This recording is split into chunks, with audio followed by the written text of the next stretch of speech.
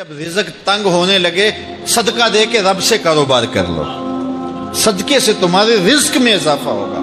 یہ رب کا وعدہ ہے اور اللہ کے وعدے جھوٹے نہیں ہو سکتے۔ رزق کی برکت کا ایک اور بہت بڑا ذریعہ النکاح ہے۔ فرمایا اگر تم نکاح کرو گے، تم فقیر ہو وہ تمہیں غنی کر دے گا۔ لوگ کہتے ہیں بچہ پیروں پہ کھڑا ہو لے تو پھر نکاح کریں گے، اللہ کہتا ہے تم نکاح کرو ہم پیروں پہ کھڑا کر دیں گے۔ ہمارا فلسفہ اپنا ہے، اس کا حکم اپنا ہے۔ وہ کہتا ہے ابھی تو یہ اپنے لیے نہیں کماتا تو جو آئے گی اس کو کہاں سے کھلائے گا؟ میاں جس نے آنا ہے اس نے اپنا رزق لے کے آنا ہے۔ تو بچوں کی شادیاں کرو اگر وہ جوان ہو گئے، رزق نصیب ہو۔ اپنے اہل خانہ کو نماز کے حکم دینے سے رزق بڑھتا ہے، کیونکہ جو صبح کا وقت ہوتا ہے یہ رزق کے بٹنے کا وقت ہوتا ہے، اور جس گھر میں صبح کے وقت لوگ سوئے ہوئے ہوتے ہیں وہاں بے برکتیاں ہوتی ہیں۔ تو طلوع فجر سے لے کر کے طلوع آفتاب تک اپنی اولاد کو، بیوی کو، بچوں کو نہ سونے دیں۔ اس وقت رزق بٹنے کے لمحے ہوتے ہیں۔ کثیر دعائیں مانگیں، تلاوت کلام مجید پڑھیں، اور نماز فجر مرد حضرات مسجدوں میں جا کے باجماعت ادا کریں، اور گھروں میں جو ہے وہ بیٹیاں بہنیں مصلے بچھا لیں، تو اللہ کی رحمتوں کا نزول ہوگا۔ اب ایک حدیث میں رزق کے اضافے کا ایک اور نسخہ ارشاد کیا گیا۔ میرے حضور نے فرمایا جو شخص یہ چاہتا ہے کہ اس کے رزق میں برکتیں ہو اور اس کی عمر میں اضافہ ہو تو وہ اپنے رشتہ داروں کے ساتھ سلوک اچھا کرے۔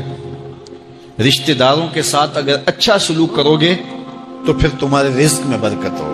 غریب ہیں تو ان کی مدد کرو، ان کی بیٹیوں کی شادیاں اپنے ذمے لے لو اگر اللہ نے آپ کو وسعت دی ہے، ان کی پریشانیاں بانٹ لو، ان کا قرضہ ہے تو اتارنے کی کوشش کرو، ان کو مشکلات سے نکالنے کی کوشش کرو۔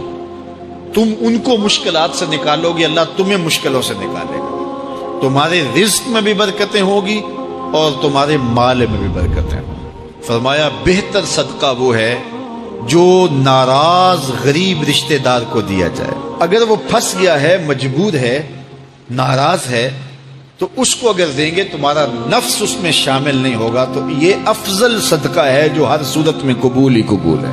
رزق کے اضافے کا ایک اور سبب الاحسان الی الضعفاء، جو کمزور لوگ ہیں ان کے ساتھ اس نے سلوک کرنا۔ الانفاق علی طلبۃ العلم، طالب علموں پہ خرچ کرنا، یہ بھی رزق میں اضافے کا سبب اور ذریعہ ہے۔ وہ حضرت بابا فرید نے کہا نا چھٹا رکن دین کا روٹی ہے۔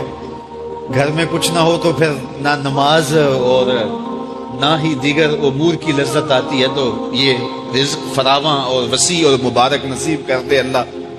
تو اس کے لیے ایک اور وظیفہ میں دیتا ہوں، اور وہ یہ کہ مغرب کے بعد 21 مرتبہ سورۃ الکوثر پڑھ لیں، کثرت ہو جائے گی انشاءاللہ۔ اول خدوشی پڑھ لیں، 5-7 منٹ لگتے ہوں گے، تو سورہ کوثر 21 مرتبہ روزانہ مغرب کی نماز کے بعد پڑھیں۔ اور اگر بہت زیادہ مسائل ہیں تو ہر نماز کے بعد پڑھ لیں، تو انشاءاللہ آپ دیکھیں گے کہ گھر میں برکتیں اترتی محسوس ہوں گی، انوار کا نزول ہوتے محسوس کریں گے۔ تو یہ وہ رزق کے اسباب ہیں، اگر ہم اختیار کر لیں تو ہم اللہ کی خاص رحمتوں کے حقدار ہوں گے۔ اگر فن سے، علم سے آتا ہو رزق، تو میاں صاحب فرماتے ہیں بے وقوفاں دے نوکر ویکھے دانش مند سے آنے۔ بے وقوفاں دے نوکر ویکھے دانش مند سیانے۔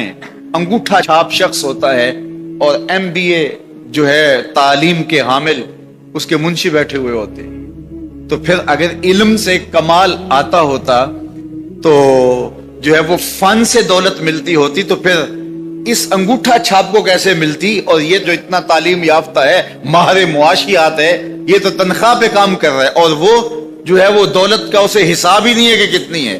تو اس لیے اللہ فرماتا ہے کہ یہ مت سمجھو کہ یہ تمہارے فن کا کمال ہے، یہ تمہاری جو ہے وہ محنت کا نتیجہ ہے۔ اللہ فرماتا ہے اولم یعلموا، کیا انہیں نہیں پتا؟ ان اللہ یبسط الرزق لمن یشاء، جس کو چاہتا ہے اس کے لیے رزق کے دروازے کھول دیتا ہے، ویقدر، اور جس کے لیے چاہتا ہے اس کے لیے رزق کو تنگ کر دیتا ہے۔ کئی لوگ کتنی محنت کرتے ہیں، نتیجہ زیرو، اور کچھ لوگ کچھ بھی نہیں کرتے، وہ مٹی کو ہاتھ لگائیں اور سونا ہو جائے، اور کئی سونے کو ہاتھ لگائیں تو مٹی ہو جائے۔ تو پھر کوئی طاقت کار فرما ہے نا جو مٹی کو سونا بنا دیتی ہے اور سونے کو مٹی بنا دیتی ہے،